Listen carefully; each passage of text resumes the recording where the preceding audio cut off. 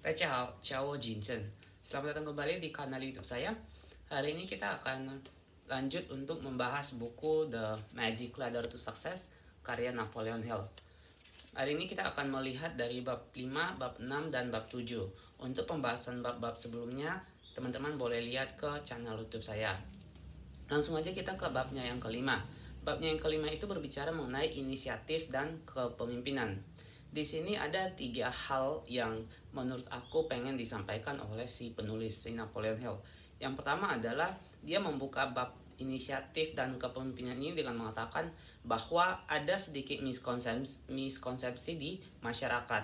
Banyak orang mengatakan bahwa orang-orang itu dibayar untuk apa yang mereka ketahui. Jadi semakin banyak yang diketahui, orang-orang mengatakan bahwa mereka akan mendapatkan makin banyak uang. Tapi yang Napoleon Hill katakan di sini adalah kita nggak hanya sebatas apa yang kita tahu. Lengkapnya dia katakan bahwa seseorang itu dibayar bukan hanya sebatas apa yang dia tahu, tetapi lebih dari itu adalah dia dibayar untuk apa yang dia lakukan dengan apa yang dia ketahui. Misalnya teman-teman, kalau seseorang tahu membuat ayam goreng yang enak, tetapi dia nggak pergi untuk ngejual ayam gorengnya or at least ngejual resepnya, itu nggak akan menjadi uang bagi dia, itu nggak akan bermanfaat apa-apa bagi dia. Pengetahuan dia nggak bakal menghasilkan membawa sebuah keuntungan bagi dia. Kurang lebih seperti itu untuk pengertian orang dibayar untuk apa yang dia lakukan dengan apa yang dia ketahui. Itu yang harus kita keep in mind ya teman-teman. Oke. Nah, selanjutnya Napoleon Hill juga mengatakan bahwa kalau misalnya kita itu udah punya tujuan yang pasti, kita udah percaya diri, kita udah punya kebiasaan menabung, kita nggak cukup sampai di situ, kita harus mengembangkan dan memiliki yang namanya inisiatif dan juga kepemimpinan. Nah, di sini Napoleon Hill katakan bahwa seorang pemimpin yang baik adalah seorang pemimpin yang mampu mengambil keputusan dengan cepat dan tidak sering mengubah-ubahnya.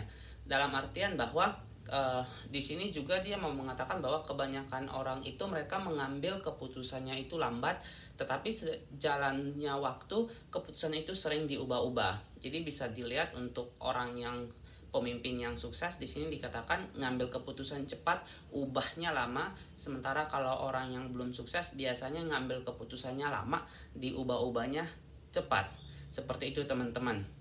Nah, selanjutnya Napoleon Hill juga memberi penekanan kepada kita bahwa sebenarnya mengambil keputusan dengan lambat itu bukan berarti nggak berguna sama sekali. Jadi kita perlu melihat konteksnya lagi, karena kenyataannya pada kehidupan itu ada hal-hal yang kita emang nggak bisa melakukan pengambilan keputusan dengan cepat. Contohnya adalah misalnya dengan siapa kita akan menikah. Nggak mungkin kita putusin sehari 2 hari kita udah tahu mau menikah sama siapa gitu-gitu kan teman-teman. Jadi memang untuk pengambilan keputusan yang lambat sesuai konteks itu juga sangat bermanfaat.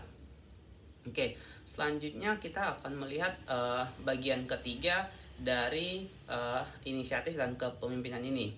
Nah, di sini makna dari memiliki inisiatif itu sendiri di sini dikatakan bahwa dia memiliki sebuah dorongan untuk melakukan sesuatu tanpa ada paksaan, tanpa harus menunggu situasi itu menjadi genting atau gawat untuk dia lakukan. Tapi tindakan yang dia ambil itu semata-mata untuk mewujudkan tujuan pastinya dia yang sudah dituangkan dalam rencana untuk mencapai tujuan yang ingin dia capai teman-teman. Jadi lebih bersifat proaktif lah, kurang lebih seperti itu, ketimbang dia melakukan sesuatu karena ini udah gawat banget, udah genting banget. Nggak seperti itu ya teman-teman. Oke, kita akan lanjut ke babnya yang ke-6. Nah, ini untuk bab yang ke-6 dia berbicara mengenai imajinasi.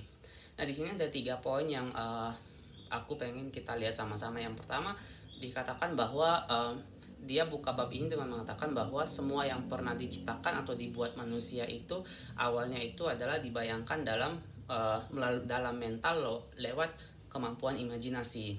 Nah, di sini Napoleon Hill juga tekankan bahwa imajinasi itu sebenarnya bukan sesuatu yang langsung jadi, langsung ada, tetapi imajinasi itu sesuatu yang dikembangin gitu, sesuatu yang dilatih. Makin dilatih kemampuan imajinasi kita semakin kuat.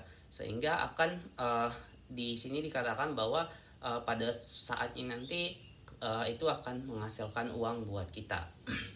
Nah, poin berikutnya yang dia ingin sampaikan bahwa di gudang imajinasi seseorang itu adalah itu akan terjadi proses di mana pikiran kita itu akan mengambil ide-ide atau gagasan yang udah pernah kita ketahui sebelumnya, yang udah pernah disimpan di alam bawah sadar kita, dengan ide-ide atau gagasan whether yang baru atau mungkin yang lama, kemudian digabungin dan kemudian menghasilkan sesuatu ide gagasan yang baru untuk diimplementasiin.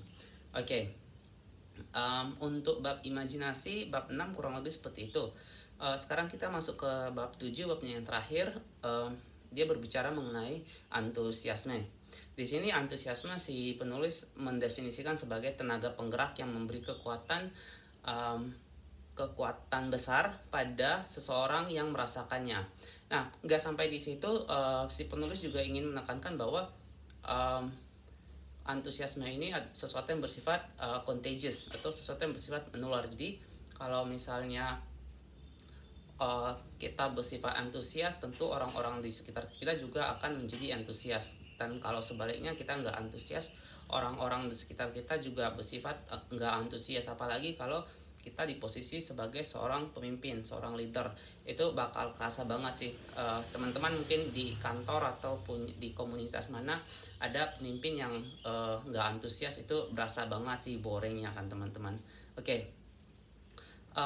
Kemudian di sini juga dia katakan bahwa antusiasme itu sendiri adalah getaran mental tingkat tinggi, dan titik awal dari antusiasme itu adalah motif atau dari keinginan yang jelas. Jadi titik awal dari antusiasme itu adalah keinginan yang jelas, seperti yang udah kita bahas di babnya yang kedua, dimana kita wajib memiliki yang namanya tujuan yang jelas. Nah, di sini juga Napoleon Hill memberitahukan kepada kita bahwa salah satu dari jenis antusiasme itu adalah hasrat untuk melakukan kontak seksual. Dan di sini Napoleon Hill juga sedikit menyinggung bahwa hasrat untuk melakukan kontak seksual merupakan kunci dari imajinasi intelijensi tingkat tinggi yang dimiliki oleh kebanyakan hampir semua orang-orang berhasil, orang-orang sukses yang ada di seluruh dunia. Kalau teman-teman pengen belajar mengenai itu, teman-teman boleh lihat di buku Think and Grow Rich. Dia punya bab sendiri, penulisnya Napoleon Hill juga, mengenai transmutasi seks. Nah, di poin yang terakhir Napoleon Hill bilang bahwa antusiasme itu adalah sesuatu yang perlu kita kendalikan dan perlu kita arahkan. Jadi kalau kita nggak kendalikan dan kita nggak arahkan, antusiasme itu malahan akan bersifat destruktif. Kurang lebih nanti itu bakal aku jelasin lebih mungkin di pembahasan buku Think and Grow Rich khusus untuk transmutasi seks, teman-teman. Oke, untuk hari ini pada kesempatan ini sampai di sini saja teman-teman. Nanti berikutnya kita akan lihat lagi untuk bab-bab selanjutnya. 谢谢你们。